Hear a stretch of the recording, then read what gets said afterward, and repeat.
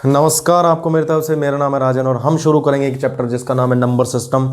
Competitive math का सबसे basic chapter जिसके बिना आगे के चैप्टर कवर नहीं किए जा सकते। तो मैं शुरू करूंगा इसे। इसकी जो कुछ एक जो बेसिक चीज़ें हैं उसको आप पहले लेकर के चलेंगे। उसके बाद के जो क्वेश्चंस हैं वो आप इसी वीडियो लेक्चर के माध्यम से आप सॉल्व करेंगे। तो देखते हैं। पहले हमें पता होना चाहिए कि डिजिट क्या होता है। डिजिट यानी कि अंक। ठीक है, अंक क्या है? हमारे पास किसी भी संख्या को लिखने के लिए हमारे पास 10 अंक हैं। 0, 1, 2, 3, 4, 5, इसी तरह चलते चलते 9 तक। तो इनकी संख्या क्या है? 10। इन 10ओं का अलग अलग तरीके से कॉम्बिनेशन आता है।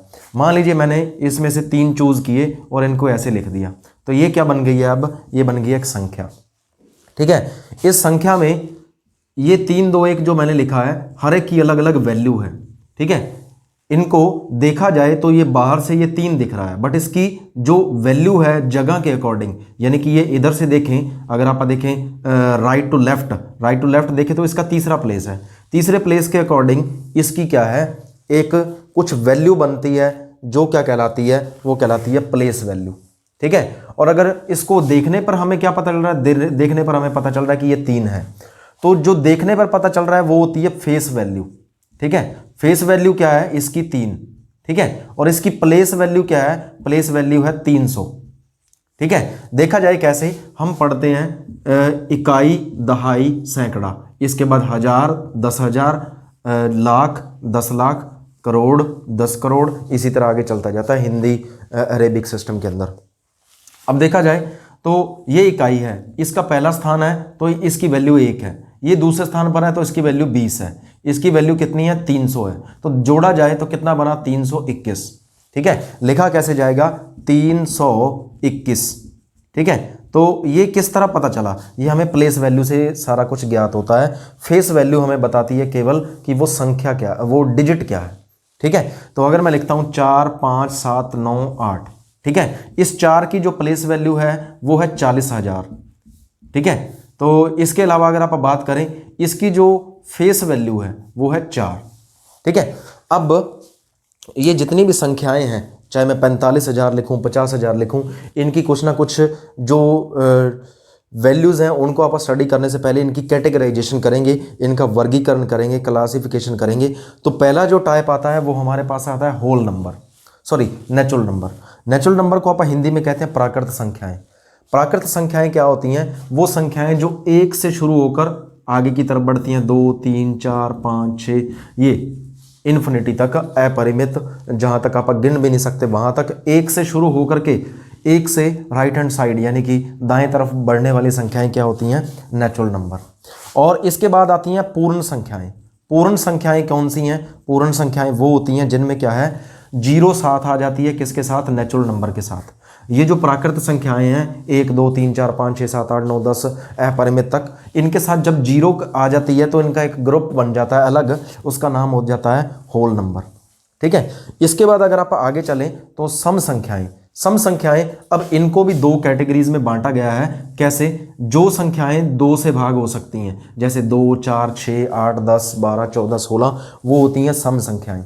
और जो 2 से भाग नहीं होती वो होती हैं विषम संख्याएं। ठीक है, इसके बाद आती हैं अभाज्य संख्याएं। अभाज्य संख्याएं वो संख्याएं होती हैं जो किसी के द्वारा विभाजित नहीं की जा सकती, अपने और एक के अलावा। जैसे मैं लिखता हूं 3 को अगर आप चाहें तो भाग नहीं कर सकते पूरा पूरा किसी भी नेचुरल नंबर से, किसी भी पूर्ण संख्या से, या अगर आप कहें प्राकृत संख्या से, इसको आप पूरा पूरा भाग नहीं कर सकते। और ये किससे भाग होगी? केवल 1 से होगी या ये खुद से होगी, बस।